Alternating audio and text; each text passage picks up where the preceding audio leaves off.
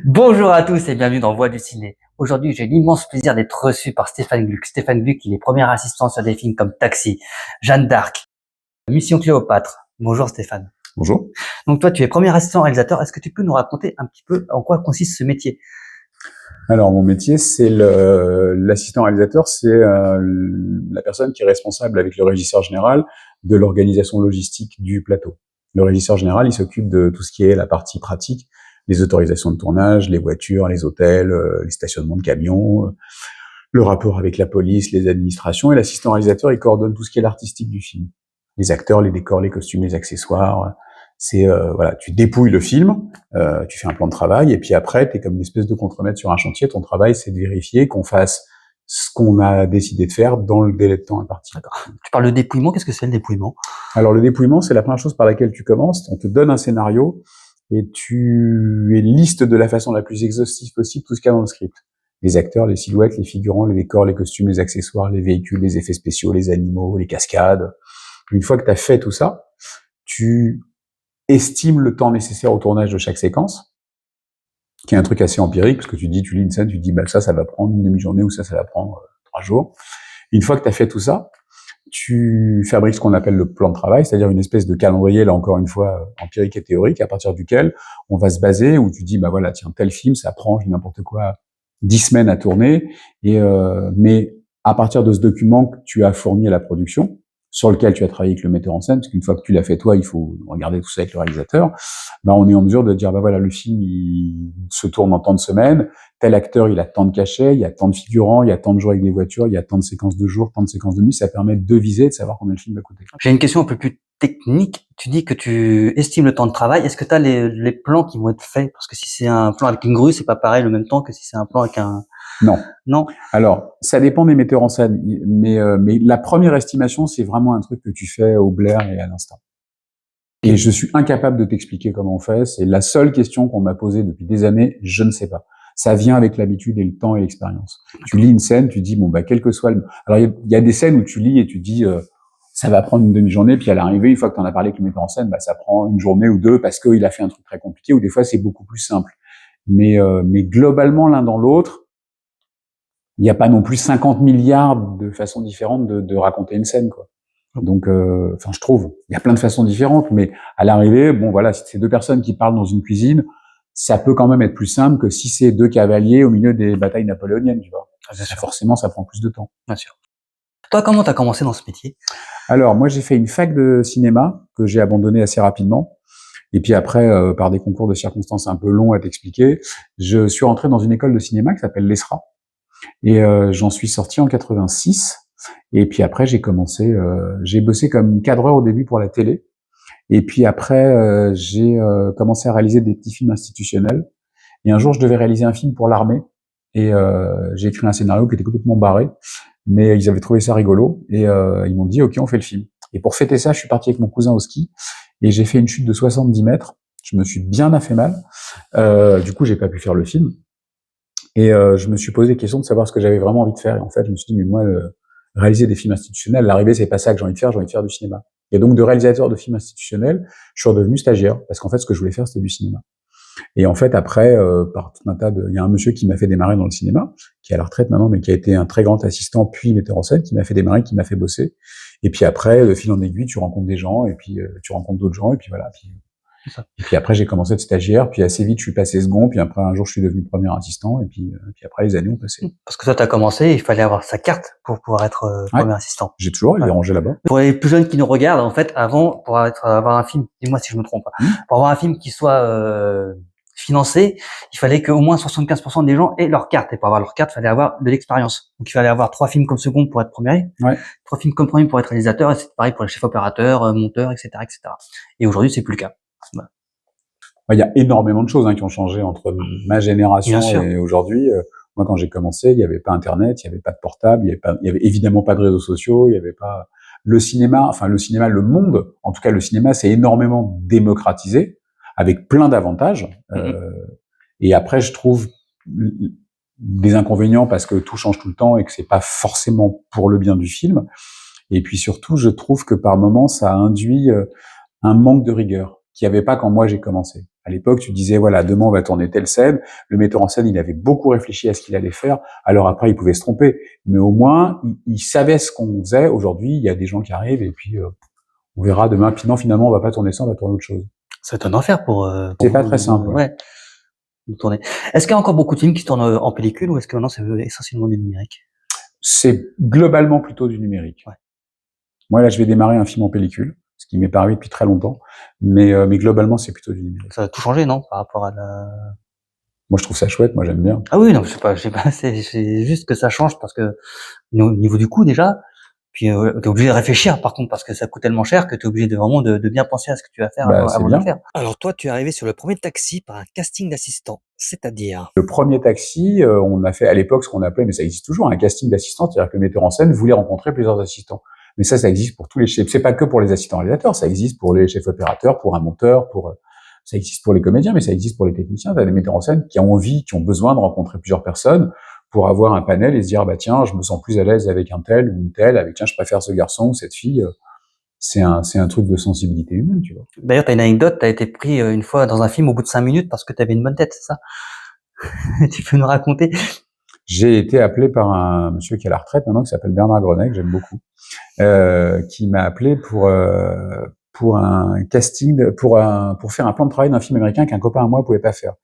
Et j'ai pris ma moto à l'époque, j'ai traversé Paris, je suis arrivé dans un bistrot et on commence à bavarder. Puis au bout de 5 minutes, il me dit bon bah c'est bon, t'es engagé. Je dis pourquoi? Il me dit t'as une bonne tête. Voilà. Et d'ailleurs, je lui dois beaucoup parce que, en fait, quand il m'a appelé, qu'il m'a dit son nom, je connaissais son nom et évidemment, je connaissais son nom parce qu'il était directeur de production sur Le Grand Bleu, sur Léon et je m'étais dit mais et donc j'ai fait ce plan de travail et puis quelques mois plus tard, moi j'ai fait un téléfilm en Bourgogne et il cherchait un directeur de production donc j'ai donné ses coordonnées. On a donc fait ce téléfilm ensemble, c'était très chouette. Et l'année d'après, on a fait un long métrage ensemble à la Gaumont, et il m'a proposé au metteur en scène que je connaissais, mais voilà. Et donc du coup, j'ai fait ce film. Et après ce film, c'est lui qui m'a amené sur Taxi. Et après Taxi, c'est lui qui et sur Taxi, j'ai rencontré Luc Besson, et c'est sur Taxi qu'on m'a proposé de faire Jeanne d'Arc.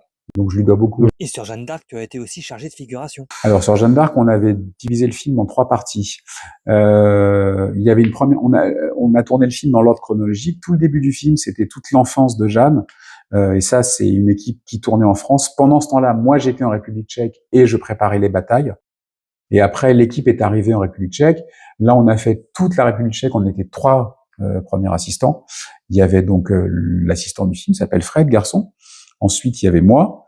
Et avec moi, il y avait un assistant tchèque qui s'appelle Dušan. Et donc, Fred gérait, en gros, Luc, la caméra, les acteurs. Et Dušan et moi, on gérait la figuration, les cascadeurs, les effets spéciaux, les animaux. Et après, une fois qu'on a fini la République tchèque, Fred a quitté le film parce qu'il faisait son premier film comme metteur en scène. Et moi, j'ai fait toute la dernière partie tout seul en France. Donc en fait, on a fait un tiers, il a fait un tiers tout seul, on a fait un tiers à 2, j'ai fait un tiers tout seul. Comment tu t'es retrouvé après sur Astérix? Par un copain à moi qui était premier assistant d'Alain Chabat qui était assistant sur La Cité de la Peur, puis sur Didier, et en fait alors pour te la faire courte, sur le premier Taxi, pendant le tournage, j'ai perdu mon grand-père, donc j'étais obligé de quitter le tournage, voilà, d'une façon assez précipitée, et le directeur de production, Bernard Grenet, toujours le même, a appelé ce copain à moi qui s'appelle Robert, qui est chichiant, pour lui demander de venir en renfort. Et en fait, quand je suis rentré à Paris, enfin bref, l'enterrement était un peu plus tard que ce que je pensais, donc du coup, je suis retourné, on était au Havre, et en me disant, je vais plutôt être sur le travail, parce que si je reste à la maison, déjà, c'est dur et difficile et triste, donc je suis revenu sur le plateau, et en fait, il y a Robert qui était là. Et quand il m'a vu arriver, Robert, qui avait beaucoup plus d'expérience que moi, m'a dit, c'est toi le patron, tu me dis ce que tu veux. Je dis non, il me dit non, y a pas de ça. C'est toi le patron, donc si à un moment tu sens que t'es pas bien, tu me le dis. Et donc on a fait le plateau tous les deux. Et on s'est hyper bien entendu et c'est un mec super. Et en fait, après Taxi, il y a eu Jeanne d'Arc. On est resté en contact et après, je crois pendant que je tournais Taxi 2, il est copain avec Bernard et je crois que ils ont eu l'idée ensemble de me présenter à Alain Chabat. Et donc Alain m'a appelé quand on finissait Taxi 2. Voilà, j'ai dîné un soir avec Alain Chabat et voilà. Il m'a donné le scénario à lire et après je suis parti 1 an. Ce film a dû être incroyablement dur. Très compliqué. On a beaucoup rigolé, mais on a bossé comme des chiens. J'imagine, ouais. Mais c'était super. Combien de temps de tournage pour On a tourné 23 semaines, 123 jours, exactement. Avec tous ces figurants à gérer, combien étiez-vous dans l'équipe Réa? Beaucoup. Dans l'équipe mise en scène, je crois qu'on était 22. Un truc comme ça, 22, 23, je sais plus. Ouais. 22, wow.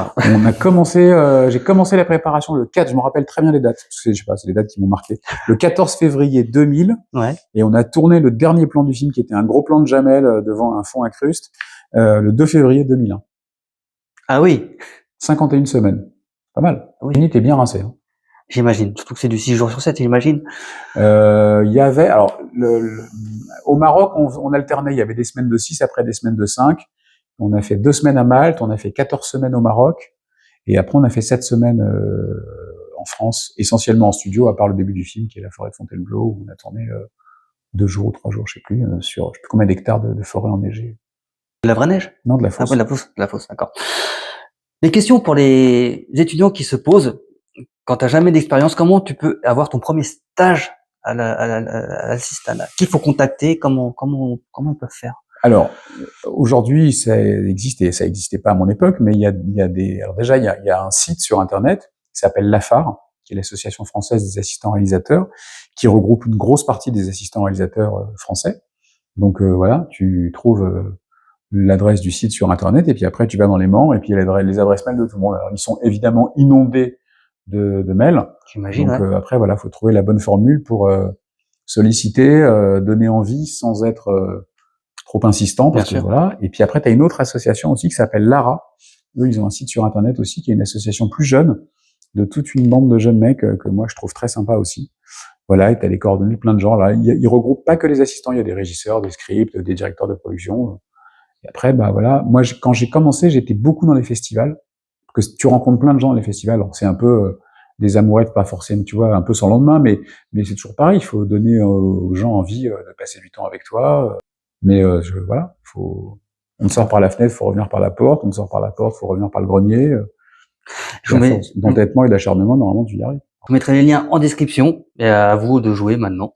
Un stagiaire, il fait quoi d'ailleurs? Je dis toujours en rigolant que les stagiaires, ils commencent par apporter les cafés, mais c'est vrai. Moi, j'ai eu plein d'anciens stagiaires à moi. Maintenant, c'est super, je suis hyper content. Bon, je sens que j'ai pris un coup de vieux, mais moi, j'ai plein d'anciens stagiaires à moi qui sont réalisateurs, qui sont directeurs de production, qui sont producteurs, qui sont premiers assistants. Mais un stagiaire, ça va chercher les comédiens aux loges, ça apporte les cafés, c'est au bout de la rue pour bloquer la circulation, ça imprime des scénarios quand il y a besoin, ça c'est une petite main qui court partout. Très bien. Mais du coup, est-ce qu'il a quand même possibilité d'apprendre, d'apprendre à faire du dépouillement, à estimer le temps de travail, d'apprendre quoi. Tu sais, moi, j'ai eu beaucoup enfin, j'ai formé pas mal de gens, je suis assez fier de ça, mais j'ai des stagiaires que j'ai eu après comme second.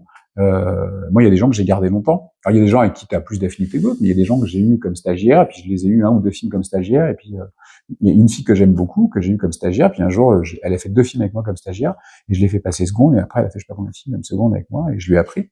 Et c'est super chouette, en fait. C'est chouette de pouvoir transmettre. Bien sûr. Juste une petite parenthèse, si vous avez des questions étudiants, parce que je vais faire tous les cours de métier et avec plusieurs personnes, donc n'hésitez pas à me les poser et je ferai le porte-parole parce que c'est aussi l'intérêt, c'est de vous d'avoir des réponses aux questions que vous posez. Voilà. Le truc qui a changé dans ton métier, c'est que avant c'était le premier assistant qui faisait les repérages avec je dirais, peut-être le chef machinot, non? Ou Non. Enfin, non, c'est pas Mais ça existe toujours, hein. Il y a plein de films où je continue à faire les repérages, hein. Heureusement d'ailleurs. C'est super, en fait. Quand moi j'ai démarré, d'abord, il y avait beaucoup d'assistants qui faisaient les repérages, mais on faisait le casting aussi. Ah oui. Bah, bien sûr.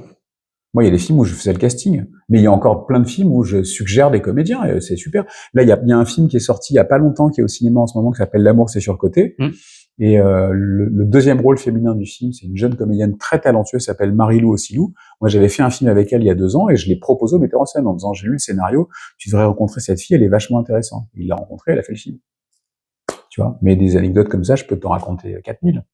Oh je t'en prie, n'hésite pas. Non, mais c'est un métier beaucoup non pas d'entre, mais voilà, tu t'entends parler de quelqu'un, tu fais la connexion entre un réalisateur, un chef opérateur, une actrice, une maquilleuse, un costumier. Enfin, tu vois, moi, j'ai beaucoup fabriqué et organisé des passerelles de pont entre les corps de métier et les gens, parce que j'adore ça. J'aime bien que les gens se rencontrent. D'ailleurs, ça me fait penser à une question que je n'ai pas posée. Sur le tournage, quel est le rôle du premier assistant? Sur le tournage, qu'est-ce que tu fais concrètement? Bah, je te l'ai dit tout à l'heure, comme un contremaître sur un chantier, en fait. T'es là pour, tu veilles à ce que tous les corps de métier travaillent les uns après les autres. Si tu sens que, voilà, qu'un corps de métier va finir, il faut que tu sois sûr que celui d'après, il a anticipé, qu'il est prêt, machin. Et puis ton travail, c'est d'être en permanence en train d'anticiper ce qui va se passer la minute d'après, mais tu penses aussi à ce qui va se passer dans une heure, et tu vas penser à ce qui va se passer demain. Puis, il y a quelqu'un qui vient te voir à l'oreille qui te dit, donc, au fait, j'ai un problème pour la semaine prochaine. En fait, t'as le cerveau en permanence en ébullition, sachant que tu parles à quelqu'un, qu'en même temps quelqu'un parle derrière toi, qu'il faut écouter ce qu'il dit derrière toi, à un moment dire pardon, excuse-moi, non, le truc est bleu. Oui, enfin tu vois, c'est un exercice assez marrant quoi, d'oreille à 360. Moi j'adore ça. Bah, merci beaucoup Stéphane en tout cas. Bah, C'était un plaisir. La prochaine fois, on va recevoir Ben Milord qui est cascadeur. Il a été cascadeur pour Mission Impossible. Entre autres, il est sur le prochain Luc Besson, Dracula, et sur The Killer. Donc la petite cloche pour rien rater. Et nous, on se voit très bientôt dans Voix du Ciné. Prenez soin de vous et à la prochaine. Au revoir. Merci. Bah, de rien. Je m'étonne, ça détonne, du poker de ma vie.